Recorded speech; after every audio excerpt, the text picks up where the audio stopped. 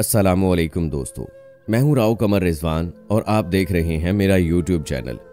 दोस्तों, आज की कहानी एक ऐसी लड़की की है जो कि अपनी तालीम हासिल करने की खातिर अपनी खाला के घर जाती है और फिर वहां उसे हमसाए से मोहब्बत हो जाती है और जब घर वालों को पता चलता है तो वो उसे वापस गांव भिजवा देते हैं और बाद में पता चलता है कि उनकी तो आपस में खानदानी दुश्मनी है। उसके बाद उनकी मोहब्बत का क्या बना, क्या वो आपस में मिल पाए या उनकी मोहब्बत उस दुश्मनी की भेंट चढ़ गई, ये सब आपको तफसील से बताएंगे आज की वीडियो में। वीडियो में आगे बढ़ने से पहले आपसे दरख्वास्त है कि मेरे चैनल को जरूर सब्सक्राइब करके साथ में बेल नोटिफिकेशन को भी ऑन कर लीजिए ताकि लेटेस्ट अपलोड होने वाली वीडियोस आप तक बर वक्त पहुंचती रहें। तो चलिए दोस्तों, शुरू करते हैं अपनी आज की मोहब्बत की ये अनमोल कहानी। वालिद साहब गांव के बड़े जिम्मेदार थे। हमारा खानदान गांव में मोतबर था और वालिद साहब अपने इलाके में मरकजी रहनुमा की हैसियत रखते थे। और आज जो मैं अपनी आप बीती सुना रही हूं तो वक्त की सितम जरीफी खत्म हो जाने के बाद मेरे दिल पर अनमिट नकूश छोड़कर दम तोड़ चुकी है। ताया अब्बू मेरे खालू भी थे क्योंकि उनकी शरीके हयात मेरी खाला थी। एक रोज वो कराची से हमारे घर आए, साथ उनका साहिबजादा तारिक भी था। बताती चलूं कि खाला के 2 बेटे और 1 बेटी थी। कजन की चंद माह पहले ही शादी हुई थी। ये लोग हमको अपनी औलाद से बढ़कर प्यार करते थे। यही वजह थी कि खाला जान मुझे अपने साथ कराची ले जाना चाहती थी। अब्बू जान सख्त मिजाज थे, वो इजाजत ना देते थे, लेकिन ये मरहला ताया अब्बू ने हल करा दिया। रात के खाने पर बात हुई तो उनके इसरार पर अब्बू ने इजाजत दे दी क्योंकि वो ताया की कोई बात नहीं टालते थे। मेरे ताया अब्बू कराची में पुलिस इंस्पेक्टर थे। मैं गांव से कराची जाने के लिए तैयारी करने लगी। अम्मी जान और तमाम सहेलियां मुझे अलविदा कह रही थीं। सबकी आंखें पुरनम थीं, जैसे मैं उनसे हमेशा के लिए बिछड़कर कहीं जा रही हूं। मेरी अपनी हालत काबिले रहम थी और ड्राइवर कह रहा था, बहन जल्दी करो, रेलगाड़ी निकल जाएगी। जब मैं चली माँ मुझे बार बार प्यार कर रही थी। खाला ने अम्मी से कहा, बहन मैं इसकी तालीम का मयार आपकी मंशा के मुताबिक करूंगी। मेरा कजन बहुत शौक मिजाज था, कहने लगा, अम्मी जान का बस चला तो जाते ही शहर को प्रिंसिपल की कुर्सी पर बिठा देंगी। सब हंस पड़े। खाला ने कहा, चल शहरी, खबरदार जो मेरी बेटी का मजाक बनाया। खैर, हम कराची आ गए। यहाँ के माहौल से मानूस होने में कुछ वक्त लगा। खाला जान की मोहब्बत ने मुझे जल्द मयारे जिंदगी बख्श दिया और 1 हफ्ते बाद मेरा दाखिला एक अच्छे स्कूल में करवा दिया गया। स्कूल का पहला दिन बड़ी उलझन में गुजरा, जबकि मैं गांव के स्कूल की एक होनहार तालिबा थी। अल्लाह ताला ने अच्छी सूरत से नवाजा था, ताहम शहर की हर बात गांव से मुख्तलिफ और एक जुदागाना निज़ाम के ताबे होती है। पहले रोज हम जमात लड़कियों ने मेरी खूब नकल उतारी, मगर फौजिया आड़े आई, मेरी वकील बन गई, यूं दुर्गत बनने से महफूज रही। ये फौजिया से मेरी दोस्ती का पहला दिन था। बाद में पता चला कि वो खाला जान के साथ वाले घर में रहती है। उनके घर वालों से ताया अब्बू और खाला जान के फैमिली ताल्लुकात थे। मेरी खुशबख्ती कि ये लड़की ना सिर्फ मेरी हमजमात निकली बल्कि एक बहुत अच्छी दोस्त भी साबित हुई।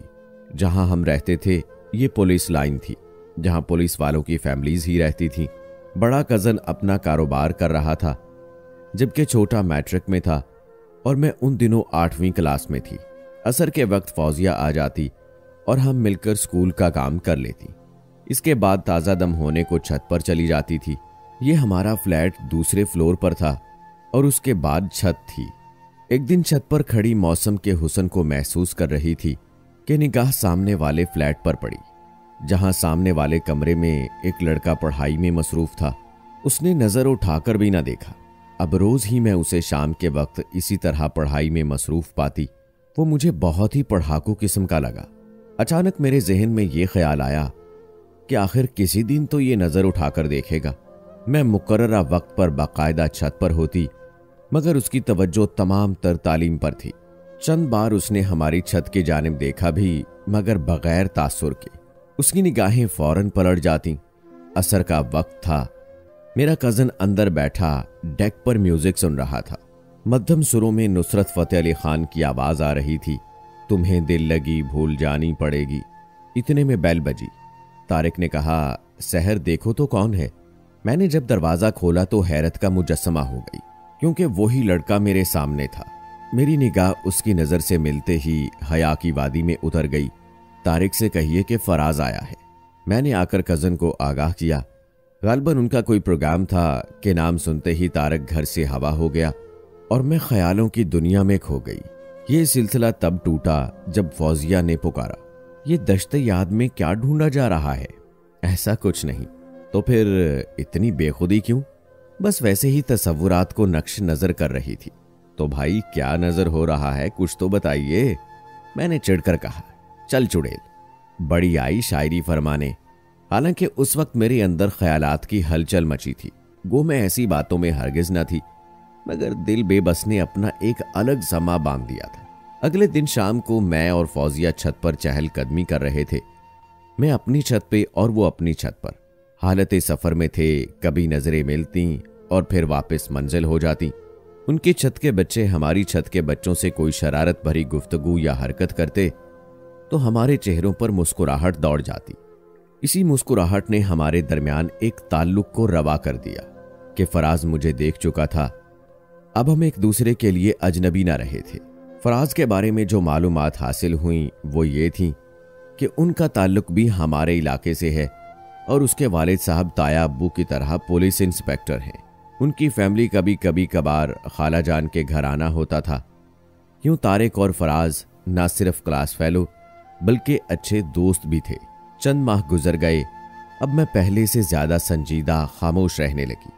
एक दिन फौजिया ने सवाल कर दिया, सहर, मैं नोट कर रही हूं कि तुम किसी और दुनिया में रहने लगी हो, लेकिन मेरी दोस्त जज्बात के रिश्ते सोच समझ कर निभाने होते हैं, क्योंकि ये बहुत नाजुक होते हैं, जिनके टूट जाने से इंसान खुद भी टूट जाता है। फिर हमारा मुआशरा हमें हमारे ज़ौक़ के सफ़र के मुताबिक नहीं चलने देता। क्या मतलब? मैंने अनजान बनकर कहा, मतलब ये कि क्या फ़ायदा खुद को बेमकसद सहरा में धकेलने का कि जहां खारी और रुसवाई के सिवा कुछ हासिल नहीं। फौजी, मैं नादान नहीं हूं, गर्चे अंदर से कमज़ोर ज़रूर हो गई हूं। मेहमान दिल को हाले दिल तो नहीं सुना सकती, मगर उसकी तमन्ना तो कर सकती हूं। उन दिनों खाला जान की सेहत ठीक न थी कि फराज की अम्मी और बहन उनको देखने आई। मैं किचन में गई तो नशमिया वहां आ गई। हमने मिलकर चाय बनाई और मैंने भी उसके घर का नंबर ले लिया। चंद दिन बाद मैंने हिम्मत करके फ़ोन मिलाया। उसने इत्तफाक के फराज ही ने रिसीव किया। हेलो हेलो कहता रहा, मैं खामोश रही। दरअसल पसे पर्दा रहकर मुकम्मल आगाही चाहती थी ताकि मुझको फैसला करते वक्त दुश्वारी ना हो। फिर खानदान की पासदारी का हक भी महफूज रखना चाहती थी। तीसरी बार भी जब हेलो के सिवा उसने कुछ न कहा तो मैं बोल पड़ी कि जनाब को हेलो के सिवा भी कोई लफ्ज आता है कि नहीं। उसका कहना था कि क्या मालूम कौन हो। आदाब मलहूज खातर था कि आगाज़े गुफ्तगू में पहल न कर सका। यहां से हमारा फ़ोन पर राब्ता शुरू हुआ। उसका इसरार के बताओ कौन हो, मुकम्मल तारुफ कराओ, जबकि मैं अभी ऐसा फैसला न कर पाई थी कि उसको मुकम्मल अपने बारे में बाखबर करती। उसने एक्सचेंज में जाकर नंबर ट्रेस किया तो मालूम हुआ कि नंबर तो उसके दोस्त तारिक का है। अब राज खुल गया कि फ़ोन करने वाली उसकी कज़न सहर है। फराज ने कभी गलत निगाह मुझ पर ना डाली थी, बल्कि उसकी नज़र में उसके दोस्त की इज्जत थी। अब जब उसने बात की तो कहा, सहर, मैंने भी ऐसा सोचा ना था, तभी मैं अनजान बनकर गोया हुई। जनाब कौन सहर? क्योंकि मैं तो एक फर्जी नाम से बात करती थी। मुझे सब मालूम हो गया है। तारिक मेरा दोस्त है और ये बात मुझे शर्मिंदगी के दरिया में डबो रही है कि जब उसको मालूम होगा तो वो मेरे मुताल्लिक क्या ख्याल करेगा। मैं खुद इस नाजुक मसले पर कई बार सोच चुकी थी कि जब बात अयां होगी तो क्या होगा। फिर हालात ने साबित कर दिया कि जो हुआ वो हमारी सोच से भी बुरा हुआ। हालात की आंधी ने हमको गर्क़े तूफान कर दिया। हमारे अज़म की जीत हुई भी तो जिंदगी बजाते खुद हार चुकी थी। फ़ोन पर जब हमारे अहदो पैमान हुए, जिंदगी की राहों पर इकट्ठे चलने के मंसूबे तरतीब दिए जाते थे, खबर क्या थी कि वक्त के पर्दे में एक बहुत बड़ा खामोश तूफान भी उठ रहा है। एक दिन तारिक ने मुझको ना सिर्फ फ़ोन पर बातें करते देख लिया बल्कि सुन भी लिया। तभी उसने मुझे पकड़कर अम्मी के हजूर पेश कर दिया। वो गरज रहा था, अम्मी जान, सहर को संभालिए, किसी लड़के से बातें कर रही थी। पहले तो खाला जान को यकीन नहीं आया, उन्होंने सरजनश की तो मैंने कहा कि तारिक को गलतफहमी हुई है, मैं अपनी सहेली से बात कर रही थी। उस वक्त तो बात आई गई हो गई, मगर उसके बाद कजन ने मुझे नोट करना शुरू कर दिया और एक दिन ऐन उस वक्त मेरे हाथ से फोन ले लिया जब मैं फराज से महवे गुफ्तगू थी। उसने फराज से कुछ न कहा मगर मेरी खूब बेइज्जती की। दोस्त को बस इस कदर कहा कि आपसे मुझको ये उम्मीद ना थी। इसके बाद कभी फिर उससे बात ना की, कोई फसाद बर्पा ना किया, बल्कि मुकम्मल खामोशी इख्तियार कर ली। जब उन्होंने नोट किया कि हमारा राब्ता किसी न किसी तरह हो जाता है तो बिलाखिर वो एक फैसला करने पर मजबूर हो गए कि मैं जल्दी से मैट्रिक कर लूं तो मुझको वापस गांव भेज दिया जाए। इस फैसले के बाद मेरी जिंदगी दूसरों की सोचों की असीर हो गई। जिंदा के कैदी की तरह खुशियों से महरूम की जा रही थी। एक फर्द भी मेरे हक में ऐसा न था जो मेरे एहसासात की तर्जुमानी करता। बस एक यकीन की किरण थी और खुदा से उम्मीद बांध ली थी, जिसकी वजह से अपनी कुव्वत ईमानी पर कायम अपने इरादे पर एक चट्टान की तरह ठहर गई थी। जब फराज को मैंने अपने घर वालों के फैसले से आगाह किया कि मुझे वापस गांव भेजा जा रहा है तो उन्होंने कहा, अब हमारा मिलना जरूरी हो गया है ताकि कोई ऐसा प्रोग्राम तरतीब दिया जाए जिससे हम मंजिल मकसूद को हासिल कर सकें। हमारे स्कूल में एक तकरीब हो रही है, लिहाजा फौजिया से तय करके वक्त मुलाकात मुकर्रर कर लेते हैं। मैंने कहा, फिर जिस दिन स्कूल में फंक्शन हो रहा था हम क्लिफ्टन का प्रोग्राम तरतीब दे रहे थे। उस जगह का मैंने खुद इंतखाब किया था क्योंकि समंदर और साहिल मेरी कमजोरी थी।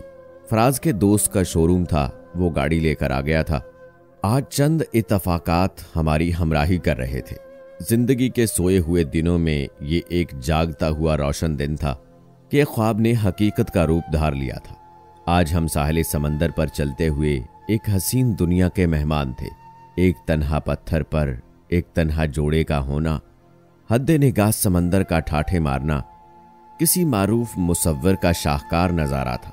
पानी की एक लहर आई, पत्थर से टकराती और फिर वापस चली जाती। ये मंजर मेरे अंदर वजदान पैदा कर रहा था। तभी मैंने कहा था, फराज तो मेरी जिंदगी का हादसा माजी का फसाना ना बन जाना कि मेरी मजबूती आपकी जात से है, ना कि किसी वक्ती जज्बा ख्वाहिश से। सहर, मैं ये तो नहीं कहता कहां तक आपका साथ दे पाऊंगा। वो ख्वाब नहीं था जो आर्जी होने के बावजूद मुकम्मल ताबीर रखता है। फिर वो बातें हुई जिनका हमारी साबका और मुस्तकबिल की जिंदगी से गहरा ताल्लुक था। एक अच्छी काविश मंजिल मुराद जरूर हो जाती है। हमारे लिए हौसले की जो बात थी वो ये थी कि हमारे खानदानों के दरमियान एक अच्छा ताल्लुक कायम था, मगर दोनों तरफ से शायद इस अमर को नापसंद किया जा रहा था कि जो ताल्लुक हम दोनों के दरमियान था उसी वजह से चंद मजबूत मुश्किलात का सामना था। अब हमारे लिए आने वाला वक्त एक इम्तिहान से कम न था। इस मुलाकात के बाद 2 और मुलाकातें हुईं, लेकिन खानदान की नामों की पासदारी के सबब हम लोग काफी मोहतात रहे। मैट्रिक के पर्चे खत्म हो गए। मेरे गांव वापस होने का वक्त आ चुका था। शाम को फौजिया और मैं छत पर खड़े शहरे उफक पर गिरते अंधेरे और उठती रोशनियों को तक रहे थे। मेरी दिली हैरत आंखों में सिमट आई थी, जैसे यकीन हो कि वक्त का काजी फिर कभी इस मंजर को देखने का मौका ना देगा। दूसरे दिन मैं कराची से वापसी के सफर पर थी। उसी डब्बे में फराज ने भी 3 नशिस्तें बुक कराई थीं। सफर हम सफर के साथ हो रहा था। कराची से पंजाब का तवील सफर था। जब रास्ते में किसी स्टेशन पर रेल रुकती, कुछ देर से ही हमारी बातचीत हो जाती, क्योंकि मेरे साथ नानी जान थी और वो अपने दोस्तों के हमरा था। हमारा स्टेशन आ गया। वहां से हमने गांव के लिए टैक्सी ली। फराज ने भी एक अलहदा टैक्सी कर ली और गांव तक साथ आए। गांव के इकलौते होटल पर वो रुक गए। मैं फराज के साथ अपने तहफुजात बांट चुकी थी। खैर गुजरी के गांव वालों ने शक ना किया। गांव में फोन की सहूलत मौजूद न थी। कभी शहर जाना होता तो दोस्त के नाम से फोन पर चंद बातें रस्मी हो जाती थी और घर वालों को शक भी न गुजरता और हालात का इल्म भी हो जाता, क्योंकि फराज के चचा वगैरह से हमारे खानदान का जमीन के सिलसिले में तनाज़ा चल रहा था। वो उसको हल करने के लिए गांव ले आए और मसले का हल निकालने की खातिर कोशिश भी की, लेकिन बात बिगड़ गई और नौबत हाथापाई तक पहुंच गई। मालूम नहीं गोली किससे चली, मगर उन्होंने फराज का नाम ले दिया, क्योंकि गोली चलने से एक जान का नुकसान हो गया था। यूं फराज को जेल हो गई और केस जब चला तो उसको सजाए मौत हो गई। ये तमाम चीजें मेरे लिए किसी बड़े अलमिये से कम न थी, क्योंकि उनका असर मुझ पर भी हो रहा था।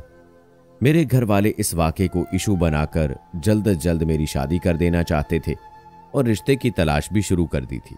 इन हालात की वजह से उलझन बढ़ती जा रही थी कि एक अजीज का रिश्ता अब्बू ने मेरे लिए कंफर्म कर दिया। मेरी जहनी हालत दगरगूं हो गई। रिश्तेदारी से हटकर शरीके हयात के तौर पर कबूल करना मेरे लिए खुदकुशी के मुतरादिफ था। लिहाजा मैंने साफ इनकार कर दिया और इस इनकार ने मुझको जिंदगी से वीरान कर दिया, क्योंकि घर वालों ने हर कोशिश करके देख ली। मेरा जवाब हमेशा इनकार ही रहा। फराज गर्चे उन दिनों जेल में था, मगर मेरी हालत भी जेल के कैदी से मुख्तलिफ ना थी।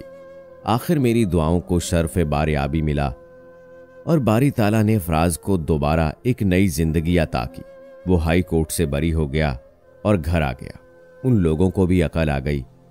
गोली से हमारे खानदान का एक मुलाजिम हलाक हुआ था, लिहाजा खून के बाद तनाज़े में कमी आ गई और हमारे लोगों में से चंद एक उनको फराज के बरी हो जाने पर मुबारकबाद देने गए तो काफ़ी खुशगवार माहौल में उनकी बातें हुई।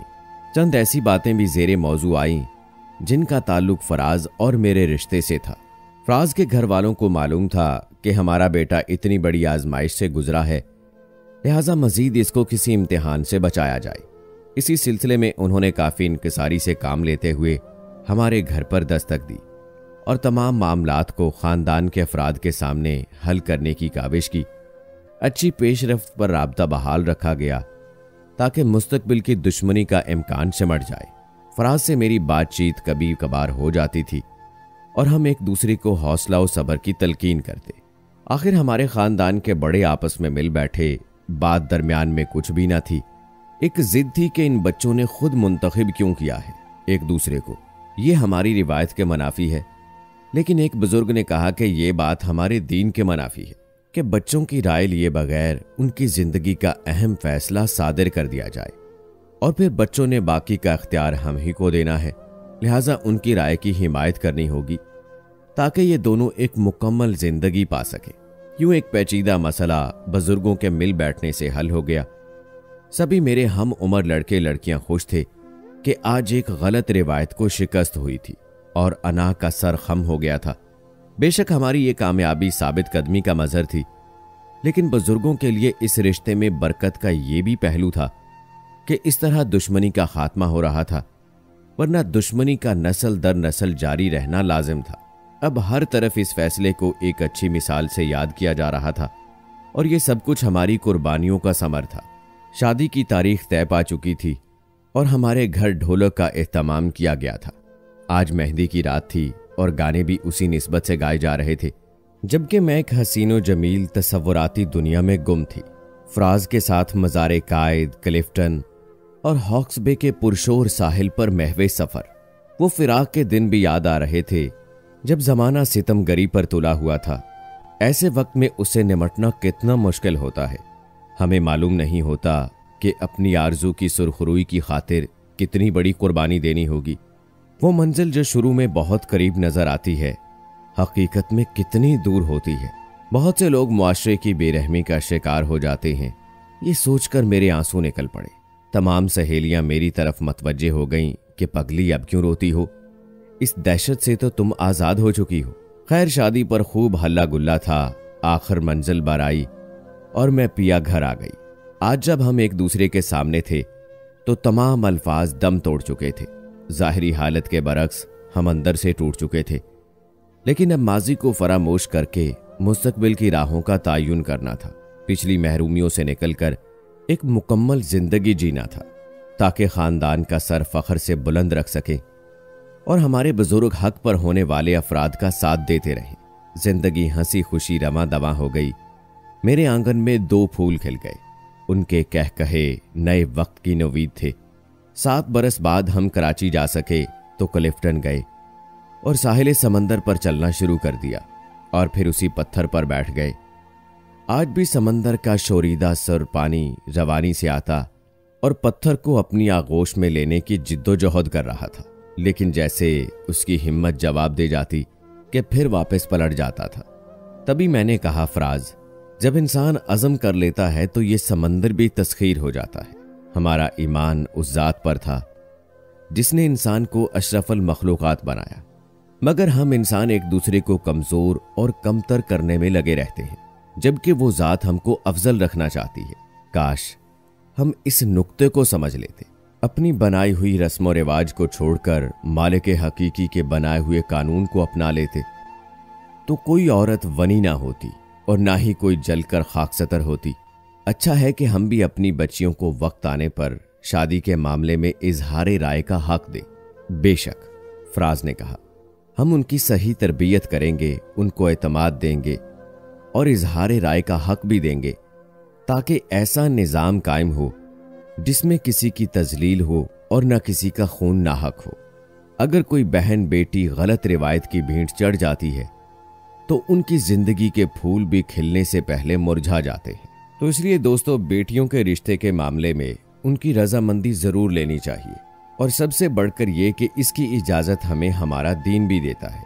मेरा तो यही पैगाम है। दोस्तों, आप ऐसे माँ बाप को क्या पैगाम देंगे, कमेंट बॉक्स में जरूर बताएं। मिलते हैं अगली वीडियो में, तब तक के लिए इजाजत दें। अल्लाह हाफिज।